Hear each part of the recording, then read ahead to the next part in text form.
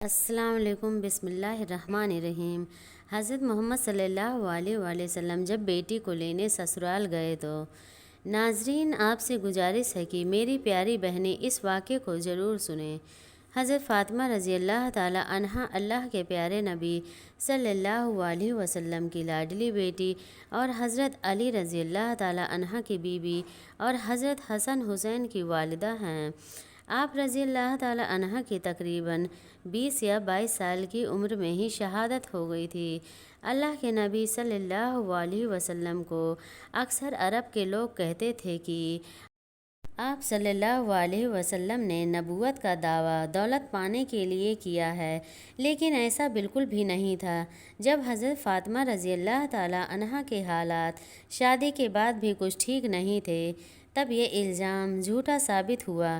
اکثر حضرت فاطمہ رضی اللہ تعالی عنہا کے گھر کی یہ حالت ہوتی تھی کہ ان کے بچے اور حضرت علی رضی اللہ تعالی عنہ روزانہ فجر کی نماز کے بعد مزدوری کے لیے نکل جایا کرتے تھے۔ جب مزدوری ملتی تو گھر میں چولہا جلتا تھا ورنہ فاقہ ہوتا تھا۔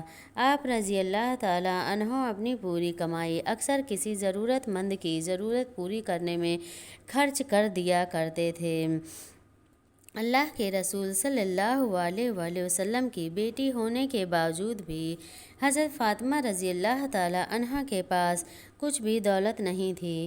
حضرت فاطمہ رضی اللہ تعالی عنہا کا نور، سادگی شاید ہی دنیا میں کسی اور عورت کے پاس ہو۔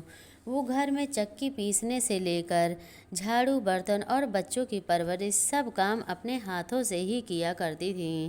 حضرت علی رضی اللہ تعالی عنہ کے گھر میں بستر کے نام پر اونٹ کی ایک سوکھی کھال تھی، جس پر ان کا اونٹ دن میں چارہ کھاتا تھا اور رات میں وہی کھال سونے کے کام آتی تھی۔ اس طرح کی زندگی ہونے کے باوجود بھی حضرت فاطمہ رضی اللہ تعالی عنہ نے اپنے شوہر سے کبھی کوئی شکایت نہیں کی اور نہ ہی کبھی کوئی فرمائش کی۔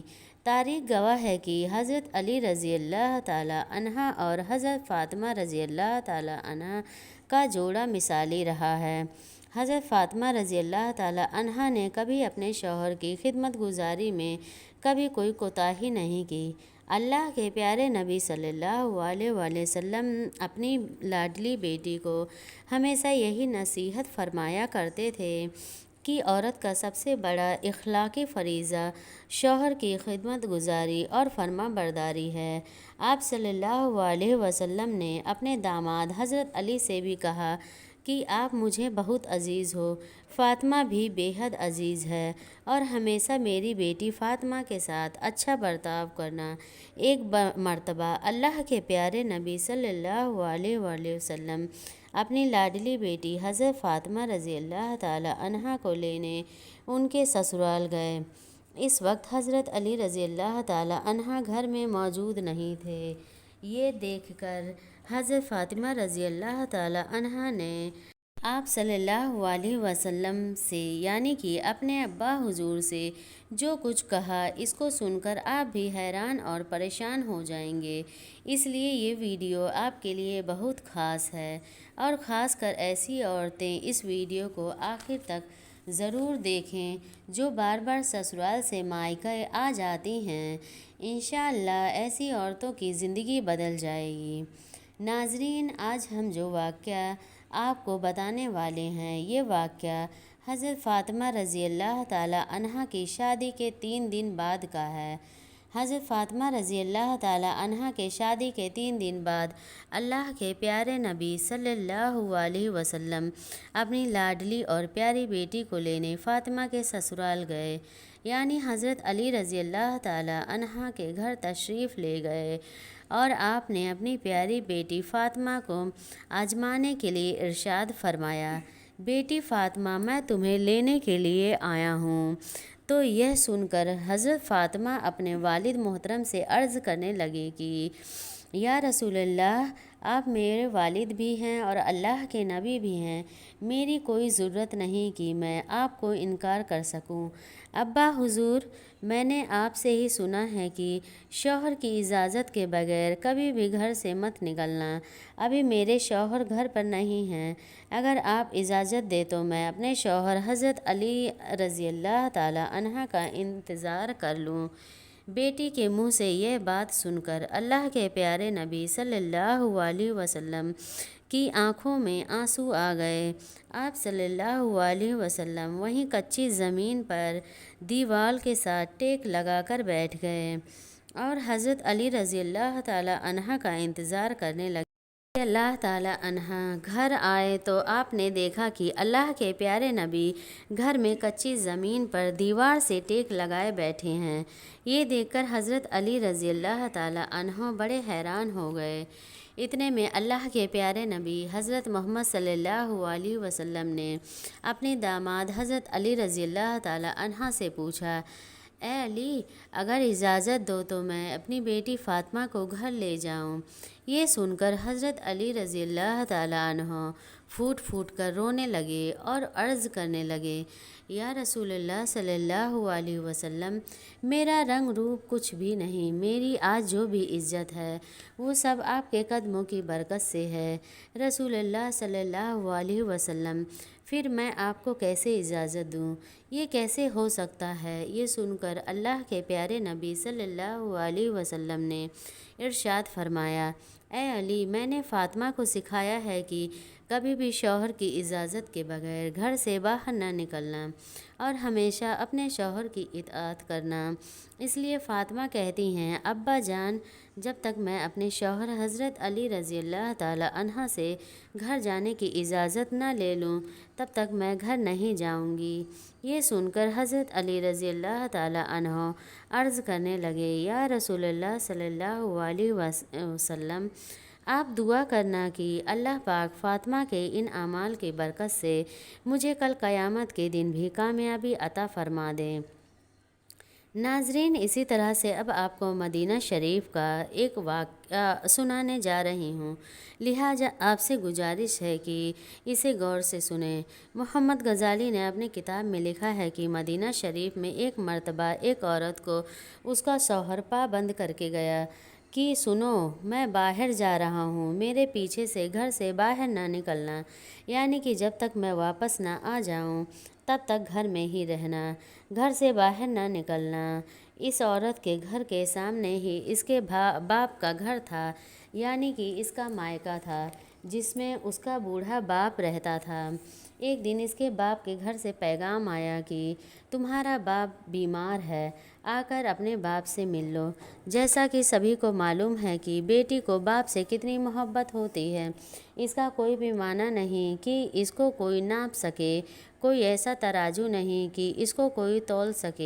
یہاں پر جیسے ہی بیٹی کے پاس پیغام آیا کہ تمہارا باپ بیمار ہے تو بیٹی کہنے لگی، میں نہیں جا سکتی ہوں، میرے شوہر مجھے پابند کر کے گئے ہیں، اور میرے شوہر نے مجھے پابند اس لیے کیا ہے کہ اللہ کے رسول صلی اللہ علیہ وسلم نے مجھے پابند کیا ہے۔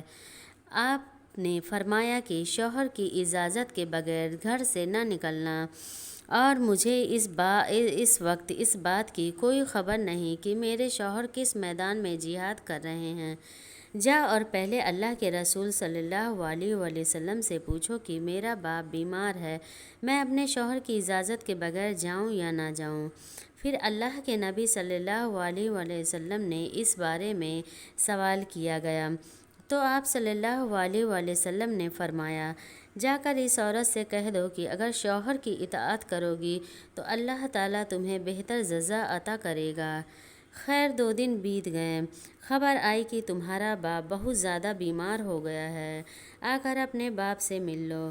عورت نے پھر اللہ کے نبی صلی اللہ علیہ وسلم سے پتہ کیا تو آپ صلی اللہ علیہ وسلم نے فرمایا کہ جا کر اس عورت سے کہہ دو، اگر شوہر کی اطاعت کرو گی تو اللہ تمہیں بہتر جزا عطا کرے گا۔